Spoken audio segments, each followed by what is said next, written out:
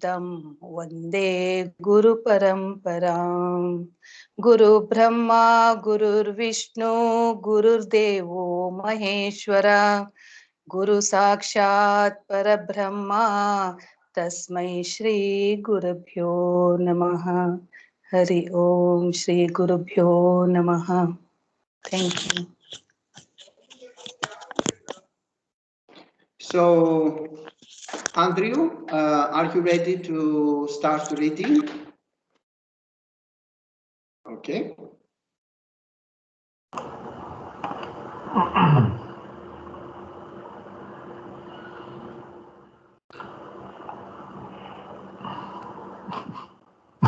Excuse me. Page 243. In such context, Kathopanishad uses the word Shreya in the meaning of Jnanam and Moksha also. Therefore Arjuna had asked, "Tell me whatever is good for me, which will include anything up to Jnanam." Therefore it became Krishna's responsibility to find out what is good for Arjuna. And Krishna came to the conclusion that Arjuna now requires an introduction to Atma Jnanam. Therefore, it is not the violation of tradition. Krishna has done what he has to do. Therefore, in the 11th verse, Krishna introduces Brahma-vidya only and not Dharma-sastram, and that is very clear in this verse. In the first line, Krishna defines Arjuna's samsara, asocyan and vasocyan. Arjuna, you grieve over people who do not deserve grief. From that, Arjuna's problem of soka is indicated. Then Krishna says, Prajnavadan vasase, you are speaking the words of the wise. See how he is teasing him. You are speaking the words of the wise. That means you are only quoting the words of the wise, and you are not wise. If Arjuna is wise, then he has to only say, you are speaking.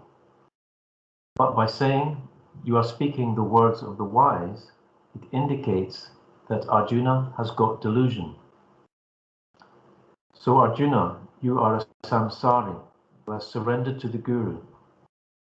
This is the qualification of the student.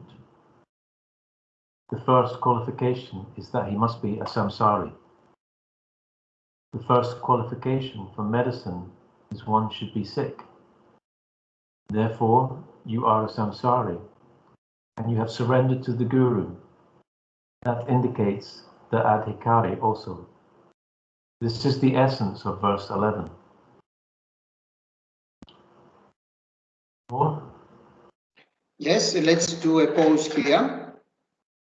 So, Krishna, as we said in the previous Satsanga, is introducing his teaching to Arjuna from the second chapter and sloka 11.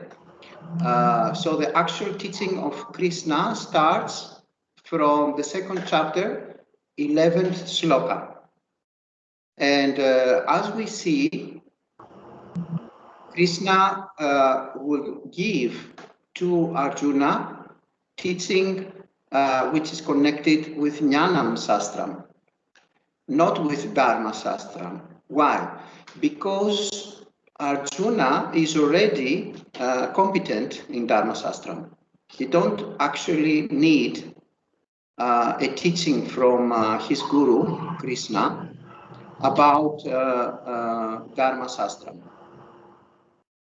So by being a samsari, by expressing his grief, his sadness, his depression, he is presenting himself as a samsari. And by being a samsari, that qualifies him as well as an adhikari. What means adhikari in Sanskrit? In Sanskritam, it means a real student for jnana, for study of jnana, self-knowledge, or Brahma Vidya. So he's responding to Arjuna according to his real need.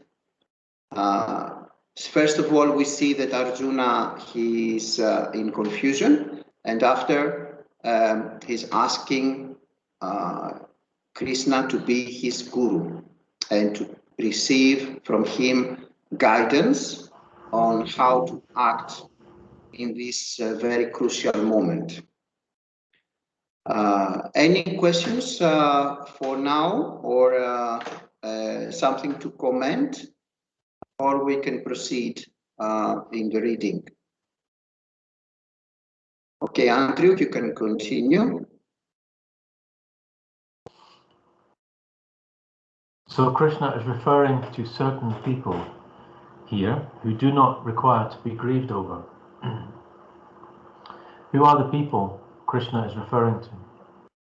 Bhishma, Dronadaya, Bhishma, Drona, and others.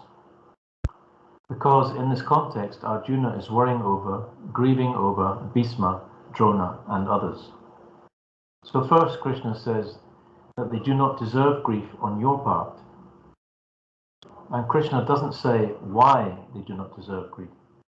Because Arjuna will ask, they are going to die soon in the battlefield.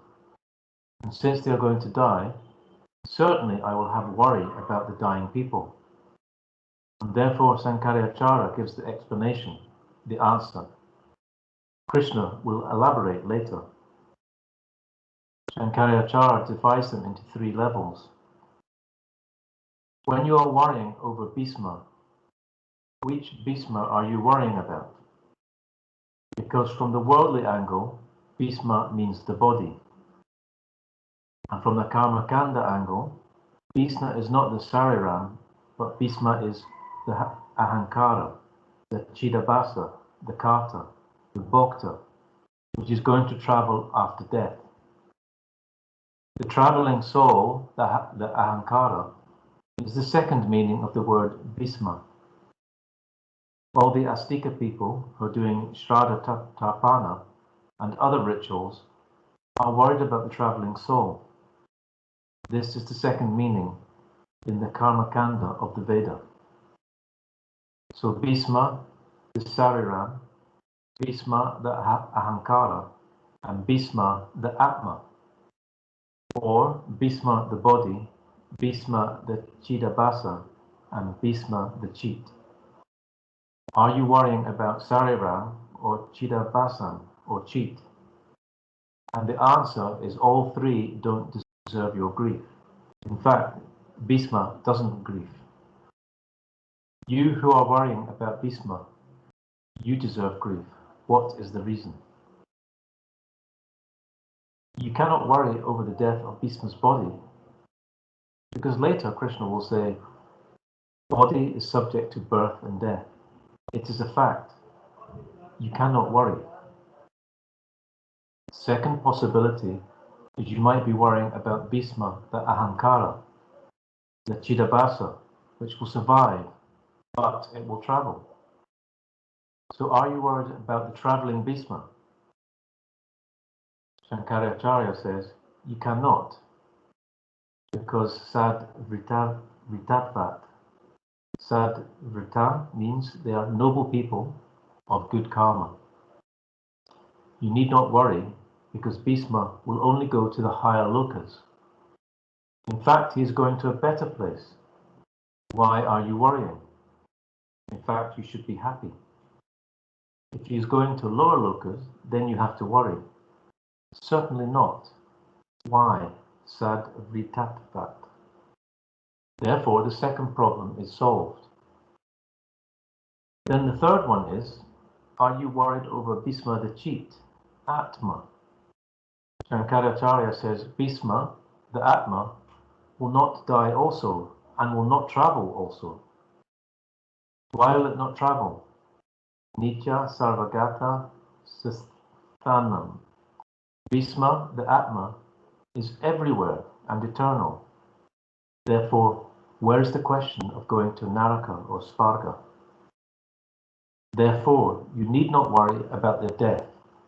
You need not worry about their going to Naraka. Therefore, your grief is unwarranted, meaningless. Okay, let's do a pause here. So Krishna explains to Arjuna that his grief, his sadness is not justified, because if he will grieve, if the grief is about the body, there is no meaning, because the body have a beginning and an end. If he have a grief about any sariram, about the body-mind complex, this is not justified, because Bhisma is not the body-mind complex. And the body-mind complex also will have a better reincarnation, and will go to a higher loka, a higher place of living, of a dream lifetime. So there is no need of any grief. And if we speak about Chitabhasa, what is Chitabhasa? It is the reflection of consciousness in Bhisma. So that reflection of consciousness, the internal consciousness, Nitya consciousness, cannot travel anywhere,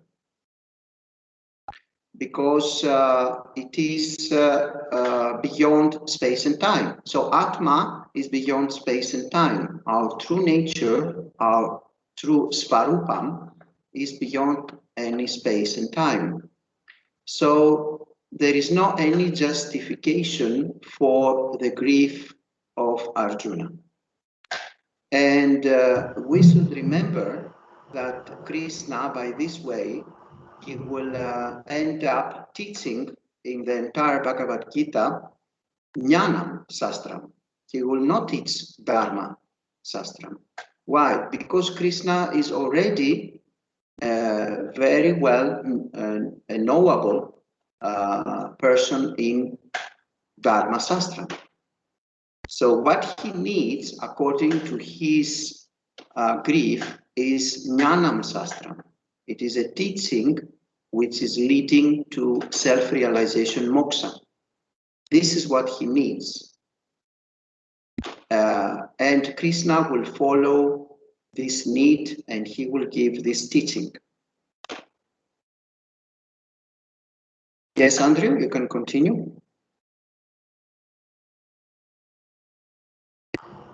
The entire first chapter is grieving chapter, a chapter which deals with grieving. That is why the first chapter is called Arjuna Visada Yoga. So Anoso Chitavan Asi. How did you entertain the grief? That grief is given in quotation. That thought pattern of Arjuna is given in quotation. Te mat nimitam mriyante. They're going to die, and if they die a natural death, my worry will be relatively lesser, because death will give me grief. If it is a natural death, it will be relatively lesser. But if in the battlefield, when they die, there is twofold grief. One is their death, and the second is I am going to be the cause of their death. Therefore, I will have tremendous guilt feeling also. Therefore, mat nimatam. Because of me, they will die. So I will be affected by intense guilt is problem one.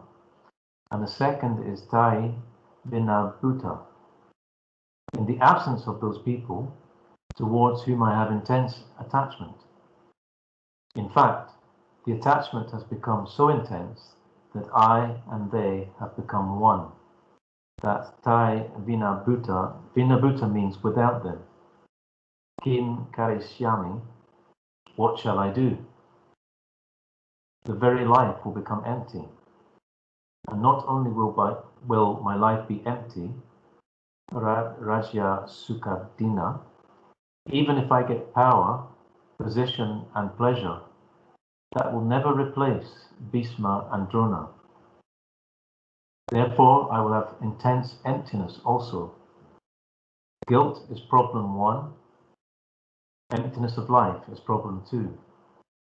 Thinking in this way, he, Arjuna, you are grieving.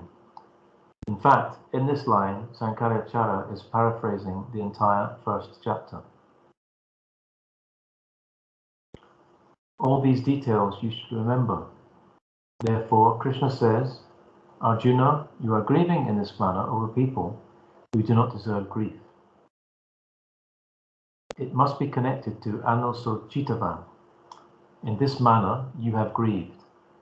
This is your present, pathetic condition. According to Vedanta, wise people will not grieve, and you are grieving. Therefore, by Arthapati Pramana, you are not wise. But I am confused, because even though you are not wise because of grieving, all your words are great words of Sastra. So the words are as though you are wise. Therefore your tears in the eyes revealed your foolishness. The words reveal wisdom. So I am confused whether I should go by your tears or whether I should go by your words, because contradictory attributes cannot be in one locus. Contradictory attributes of grief and wisdom cannot be in one locus. Therefore, Arjuna, I am confused about you. Yes, we can do a little bit pause here. So we see that although Arjuna knows the Shastram, his behavior is not of a jnani. His behavior is of an ajnani, someone who don't really know the self-knowledge, Brahma Vidya. And we can see that through his grieving. So Krishna is teasing him. He is saying to him, as you can see, you speak very wise words, but in your face, I see that your words and your face are not in alliance. They cannot be together. You are acting not as a jnani, not as a self-knowledge person. And that's why he will later on, he will offer the teaching in the entire Gita of Jnanam. And also, we see that Krishna, he is asking by his way, by his behavior, a teaching about Brahma Vidya, Jnanam, and not Dharma, Shastram, not about Dharma. But through giving the knowledge of Jnanam, Krishna will also mention the Dharma Shastram. Any questions till now, or something that you would like to comment or to add? Yes? Yeah. What exactly do they mean by grief? They're talking about grief is a selfish emotion. It's not compassion. There's a difference between grief and compassion. Yes, we can see that it is about how he will feel as a person, as a body-mind complex after killing Bhishma, Drona, and others. So it is about how he will feel as a body-mind complex after. He's not really in compassion about his gurus and his relatives. So you are correct. This makes him even more an ajnani. And we see that his behavior is according to attachment. And what is the cause of suffering? What is the cause of samsara in general? Attachment, desire and attachment. So his attachment to his gurus and to his relatives is the reason of his grieving. So it is not a noble feeling. It is not compassion, as we mentioned. But gradually, Krishna will will direct him, and he will end up in the 18th chapter, understanding the truth. So we will have a good end according to the real teaching about jnana. And gradually he will understand. After 18 chapters, he will understand that he must fight, and he will fight. But until then, he will express all his doubts. He will do Sravana. He will ask teachings and study with Krishna. Then he will do Mananam with Krishna. He will express all his doubts, and he will solve all his doubts together with Krishna. And in the end, he will end up in a kind of Nididhyasanam, Vedantic meditation. And he will understand that he must fight as a Kshatriya, because this is his real Dharma in this dream lifetime. Would you like to elaborate more, or it is clear? But also, how does he? How can he have confidence that when Krishna says that they will go to the higher lokas?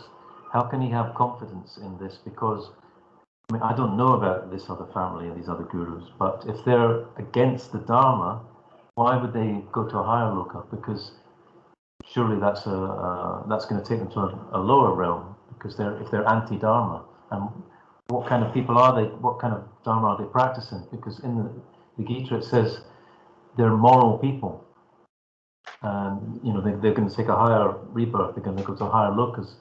How can they be moral people if they're going to fight and try and destroy the Dharma? It seems like a contradiction. Yes, he will. He is very confident because the entire life of these gurus was noble.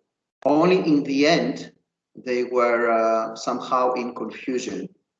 So we cannot say that because in the end of their lives, they did this mistake, that they should end up in lower regions or lower lokas.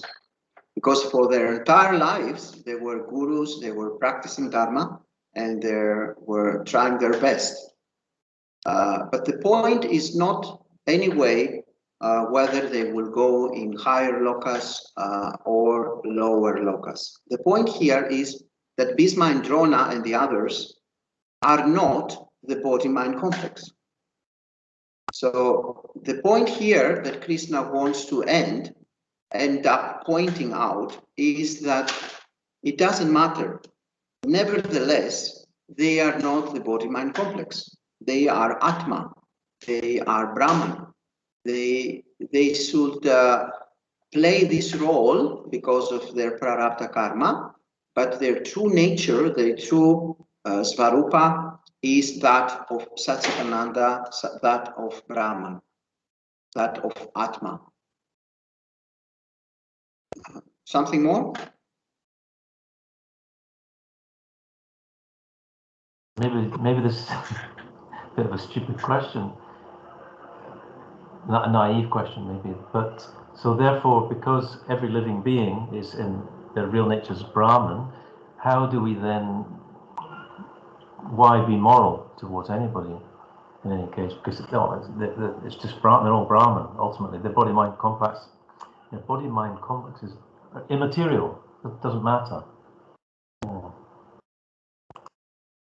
Yes, he's using this expression, Krishna, in order to end up in what we call Paramarthika teachings. He starts from Vyavaharika teachings. He's recognizing that there is this dream lifetime where you will suffer according to your wrong deeds, but gradually he will end up teaching Paramarthika teachings, which is the teachings for the beyond, the transcendental wisdom. But of course, it does not justify to do any unmoral life, because in reality, this world does not exist really, and it is of the nature of a dream, of a magical soul, because whether it is a dream or not, you will suffer the consequences of each and every of your actions. Just like, as I said earlier many times, if you are in the dream in the night and you will hit somebody, you may end up also this person to hit you and to experience pain, even if it is just the dream in your night sleep. So it doesn't matter. That's why all the sages and all the rishis, they have given the teaching that following Dharma and living a moral lifestyle, a spiritual lifestyle, according to the Dharmic rules. So it doesn't matter. You will face the consequences. You cannot do whatever you like. Anything more?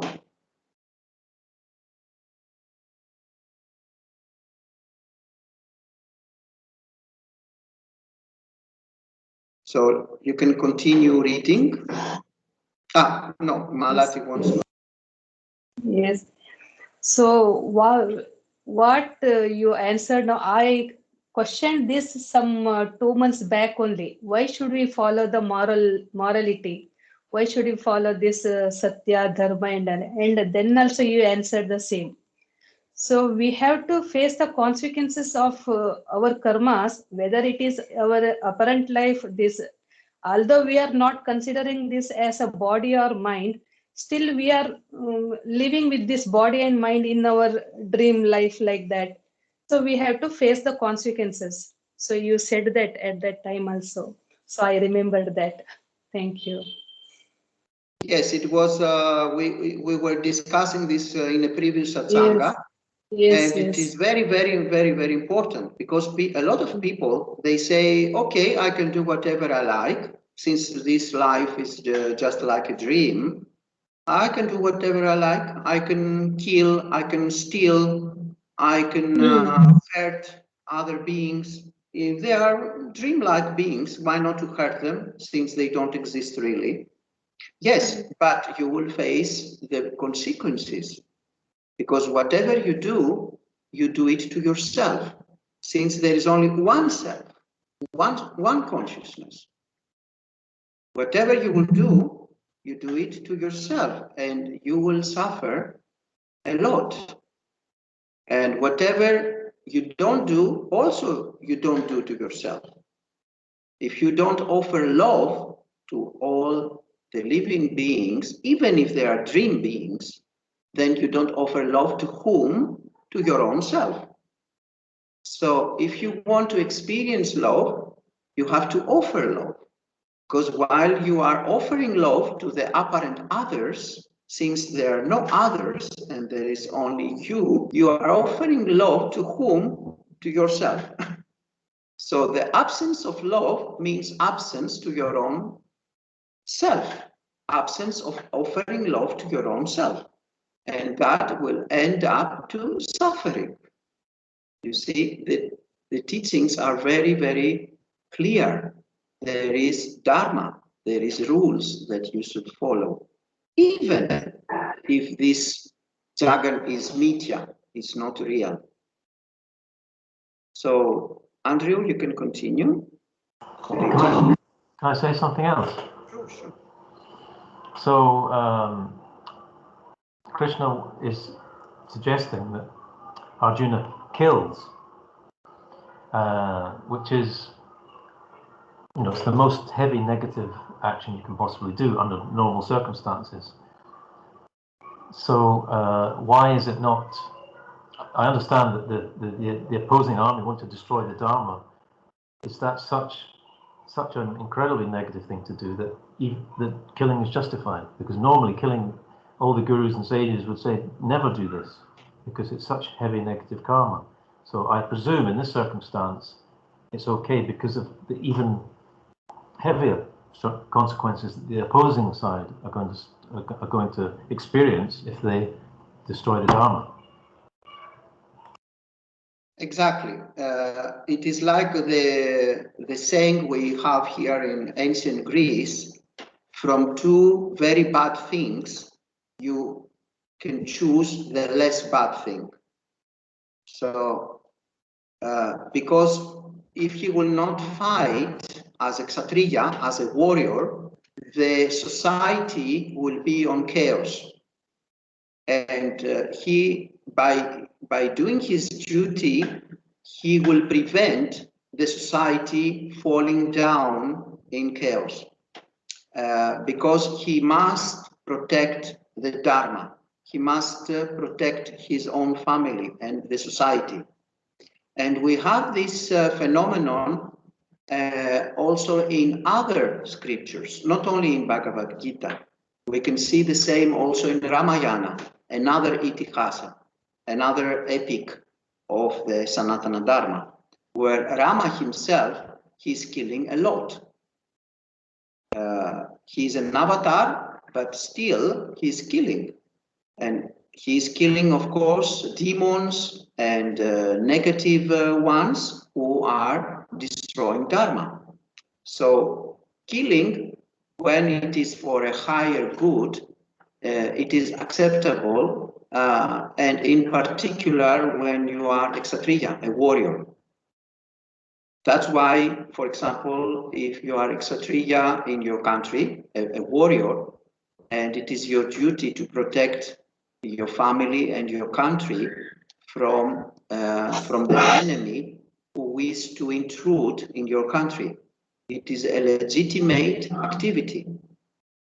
Although, if you have another prarabdha karma to be a Brahmin, you will not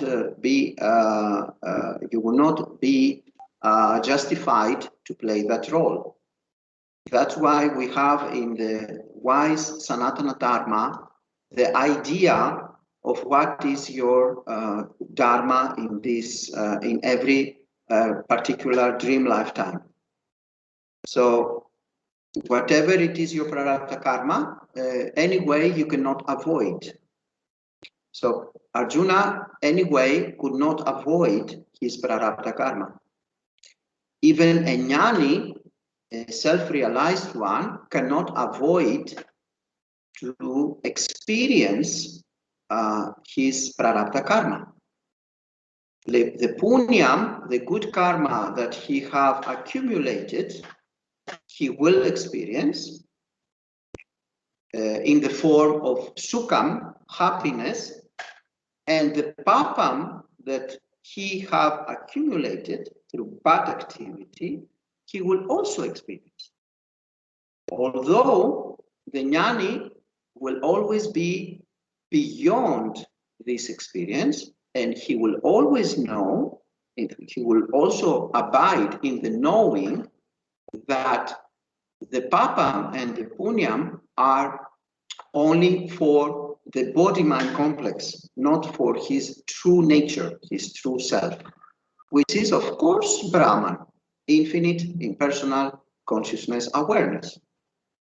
So we will see all the time in the scriptures this mixing of Vyavaharika teachings and also Paramarthika teachings, teachings which are about how to live a harmonious and a happy life in this dream world, but at the same time we will see the Paramarthika, absolute wisdom, transcendental wisdom, where it will remind us that what we really are is infinite consciousness awareness, Brahman. So according to the capacity of each and every apparent individual or jivatma, he or she will take the teaching which is according to its level of understanding. But sooner or later, each and every jiva will end up in finding the Paramarthika teachings and become either a Jivan Mukti, a self-liberated one while living, or a Videha Mukti, becoming a liberated one upon leaving the physical body. upon apparent death. Something else? This is Nagaji speaking. Sure. What I actually feel is Dvaitam and Advaitam, this philosophy are like, two faces of the same coin. So when we live in the Dvaita world, okay, so we are bound to live as per the Sanatana Dharma teachings to follow Dharma. And yes, if you happen to play a role of a soldier protecting your mother country, obviously you will have to take the sword or you will have to take the weapons to kill the enemy. But then, if at all the lifestyle that is being chosen for you is different from a soldier, then perhaps there is some other role that one has to play. So it is bound by two factors. One is your prarabdha karma and the sanchita karma. Yes, we have been born with this body and with this mind. So with this body and this mind, whatever we do as per Sanatana Dharma and the dharmic way of living will accumulate your karma account. So probably the next dream world that we perhaps possess will be completely different from what we have this world. So I always feel that these are two faces of the same coin. When you go to the Advaitam, yes, you'll have to contemplate and uh, believe that you are the soul, which is the Brahman, and it is all pervading and pure. So that way we'll have to actually take this philosophy and move forward. And one thing about Bhagavad Gita is that he starts at a very lower level of understanding of what life is, and gradually he will step into what is karma yoga, and then he moves into bhakti yoga, and then raja yoga, and then finally he culminates with the Advaita.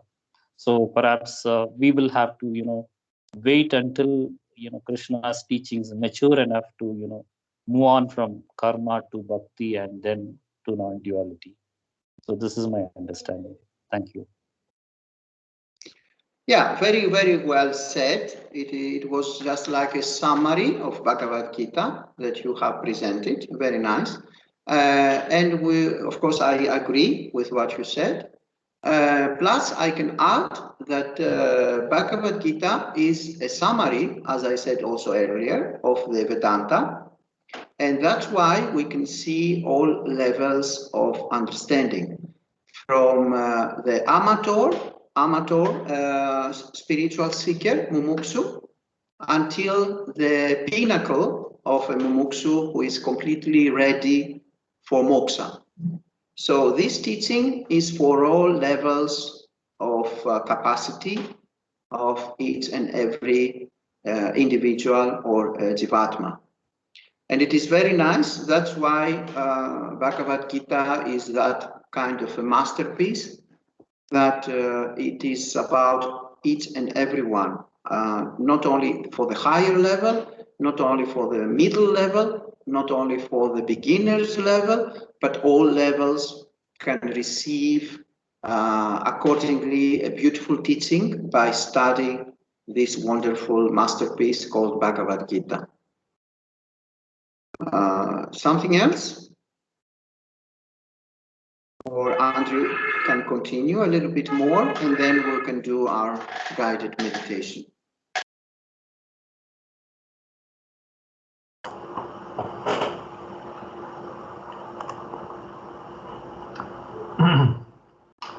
So, from that, what is my conclusion?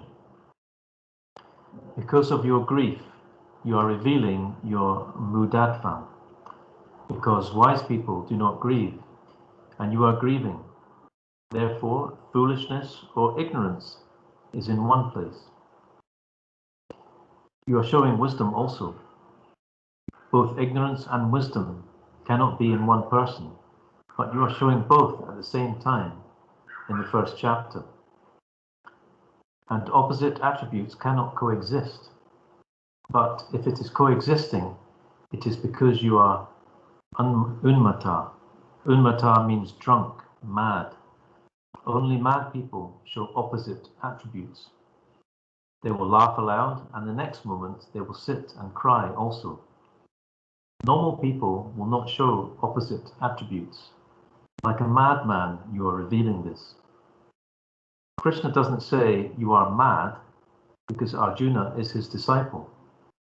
And if the disciple is mad and the guru has accepted, so therefore he doesn't say, but indirectly he is indicating through the first line. In this line, Krishna gives the reason for what he said in the first line. I've moved on to the next line. He said, you are grieving over people who do not deserve grief. On what basis he says that?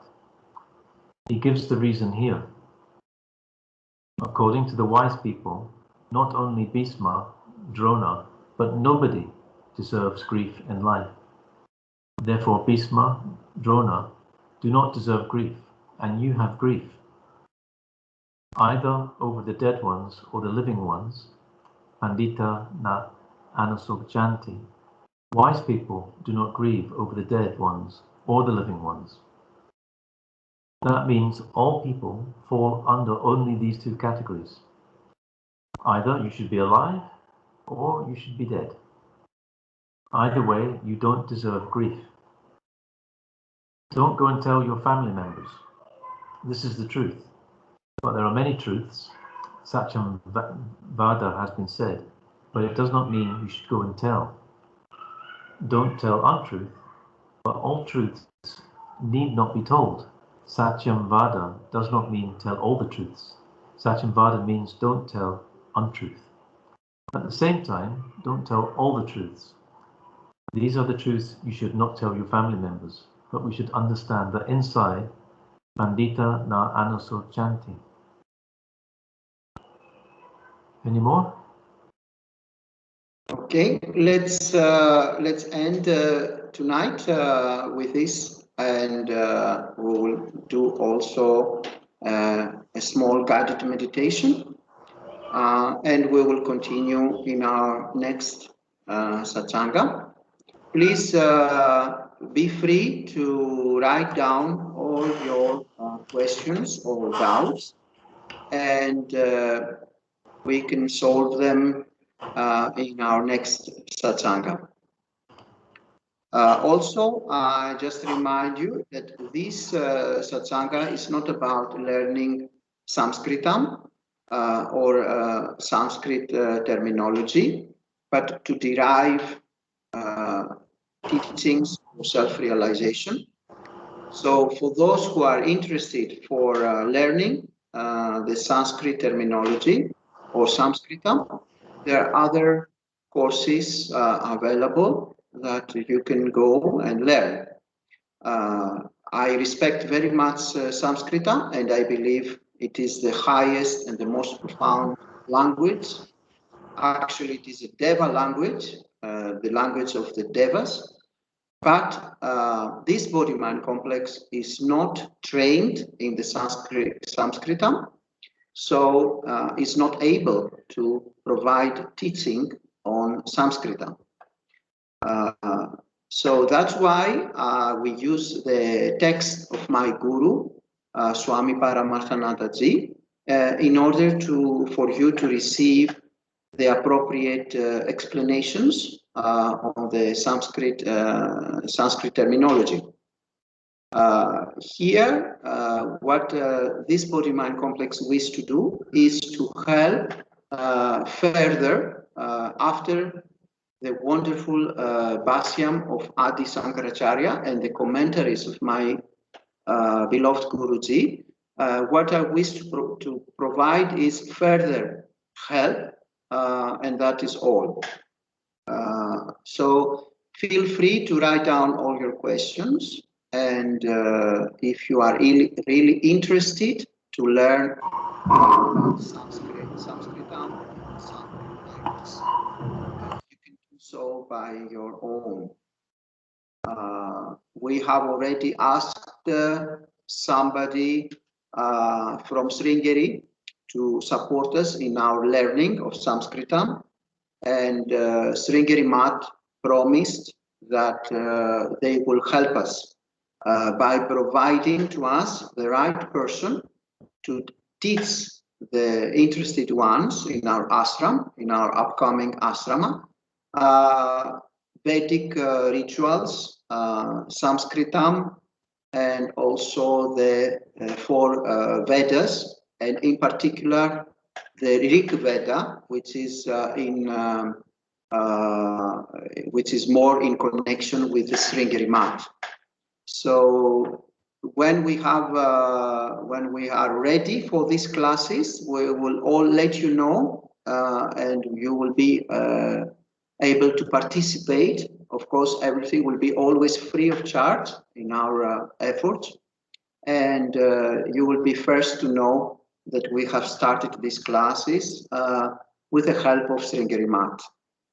So we have the promise of the administration office and also the CEO and president, Dr. Gauri Shankar, that he will support us on that subject, on this subject.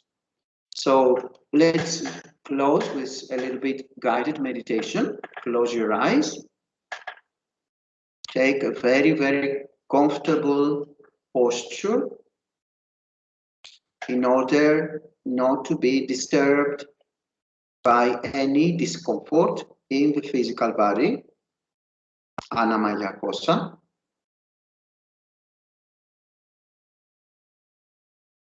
Try to keep your spine and the torso vertical, but without tension.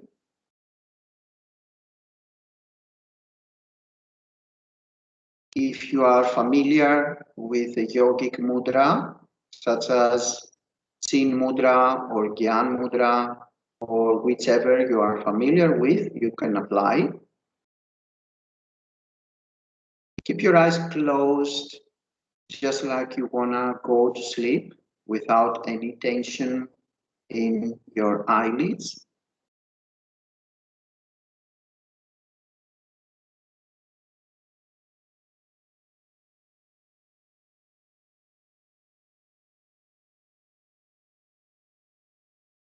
Tonight we can try focusing our eyes in the third eye chakra, Ajna chakra. So focus in between your eyebrows. This will help you first to open that particular chakra, and at the same time it gives you the ability to be less focused on the rest of the body.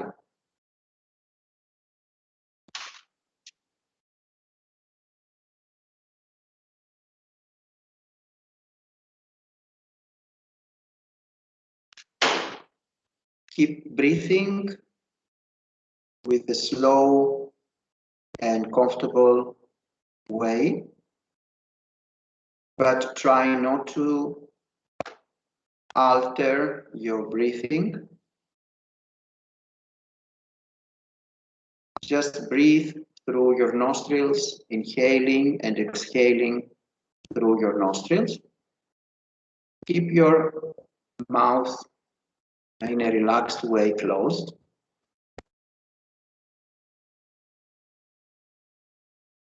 If thoughts do appear, let them disappear without being attaching yourself on them. Just do not give them any importance.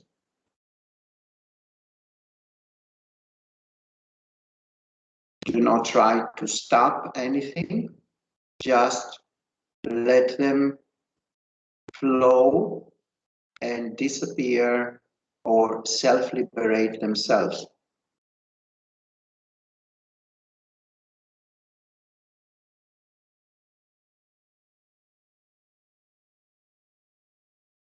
Become aware mostly of become aware mostly of the space in between thoughts. Develop a kind of curiosity, an inner curiosity to see in inverted commas, of course, what is there between one thought and another.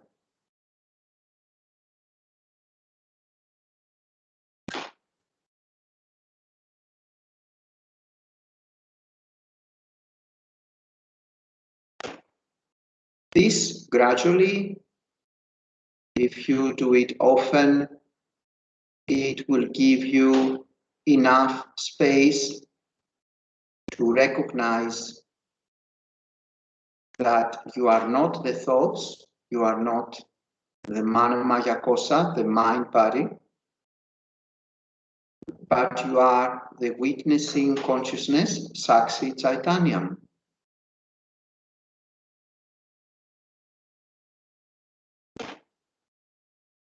So usually the flow of thoughts is so fast that it is not easy at all to see that Saksi Chaitanya witnessing consciousness.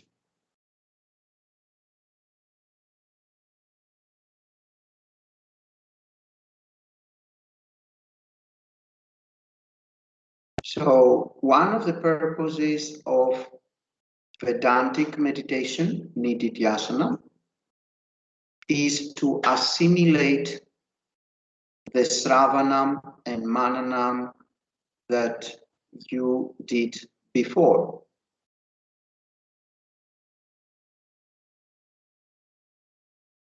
So the Guru Parampara, the holy tradition, offered to you that what you really are, your Svarupam, your true nature, your true self, is consciousness, awareness, Brahman.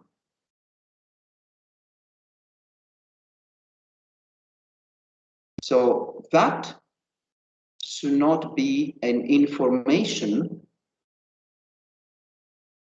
but should be your own truth.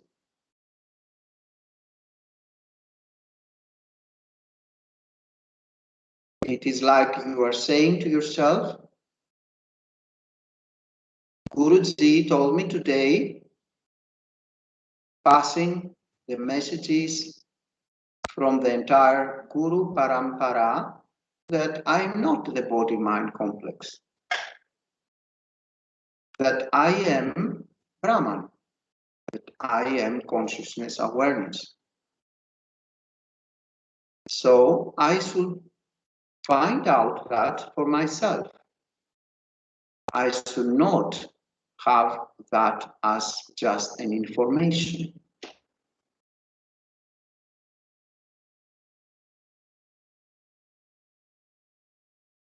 Something, in inverted commas, is here, listening, it knows that it exists, it is aware of this teaching, it is aware of the body-mind complex, it is aware of the instructions for the guided meditation. It is aware of everything that appears and disappears.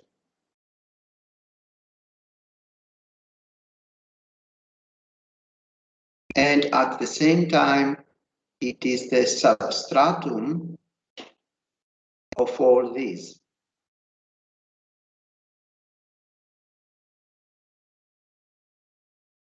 I must see this substratum of infinite consciousness awareness that is my true nature, my true Svarupa.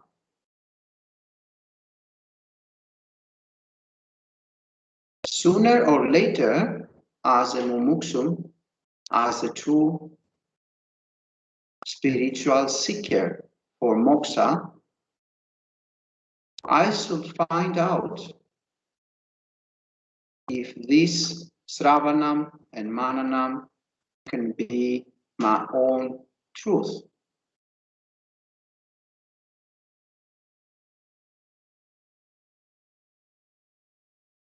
So with honesty, I want to see the truth. What is aware here and now?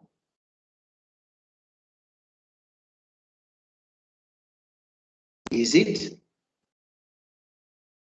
the body-mind complex that is aware of everything?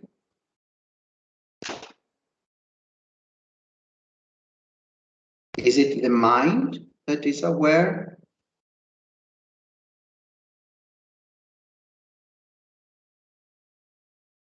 Is it this fleshy thing in the skull called brain or the nervous system?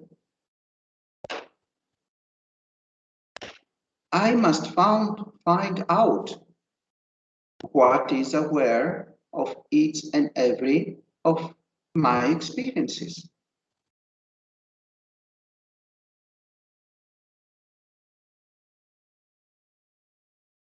I'm certainly this awareness, this consciousness.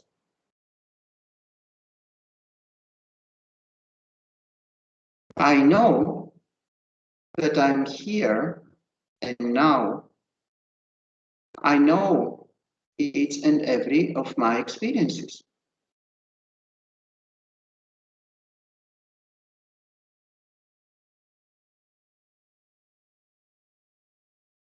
But can I localize this Satchitananda, this witnessing consciousness? Can be localized in what I call the skull of the Annamaya Kosa, the physical body?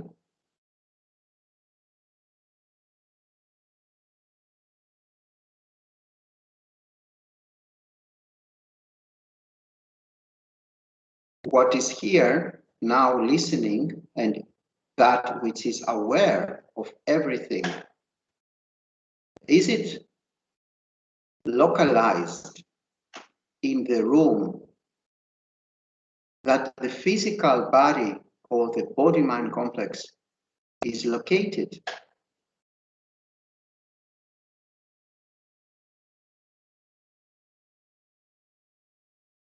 I want to find out.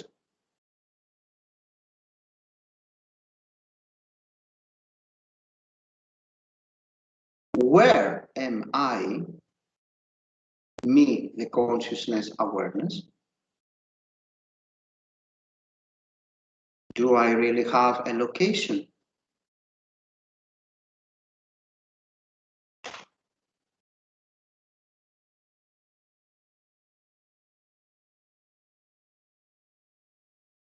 Do I really have a name?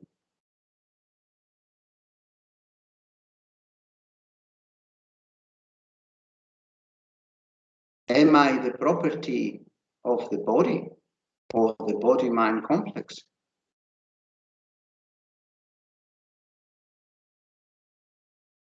Or everything is just appearing and disappearing in me, the substratum?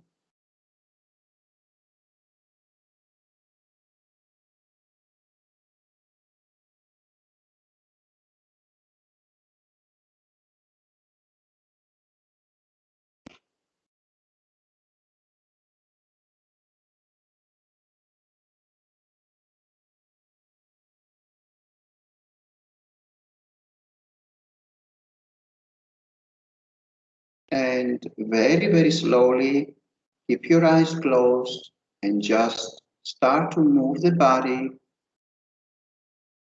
but slowly and consciously. becoming aware of these slow movements of the physical body, and try to see that what is aware of these movements of the physical body, what is aware of everything, cannot by any means being imprisoned, cannot be imprisoned in the skull or in the body or in the room.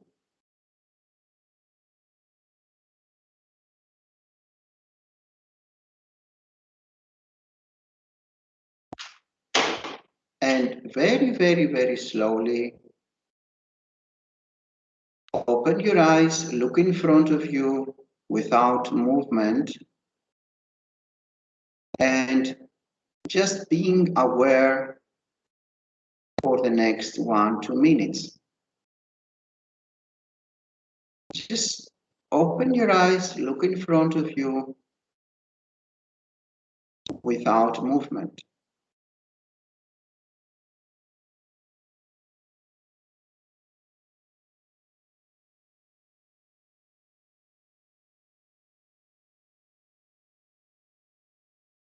Ask yourself, can I localize that which is looking through the eyes? Is it really behind the nose or behind the eyes in the skull? Can it be imprisoned there or anywhere? Just look and try to find out.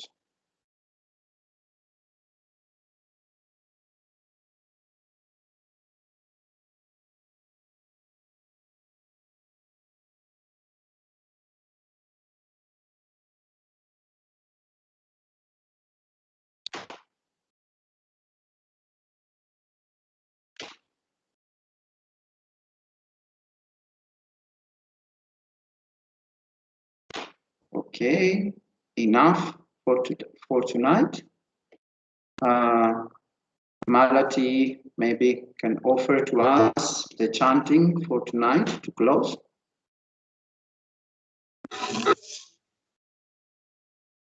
ॐ पूर्णमदः पूर्णमिदं पूर्णात् पूर्णमुदच्यते पूर्णस्य पूर्णमादाय पूर्णमेवावशिष्यते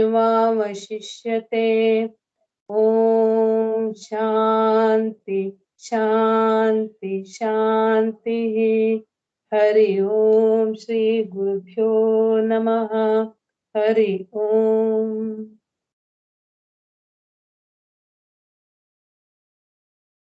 thank you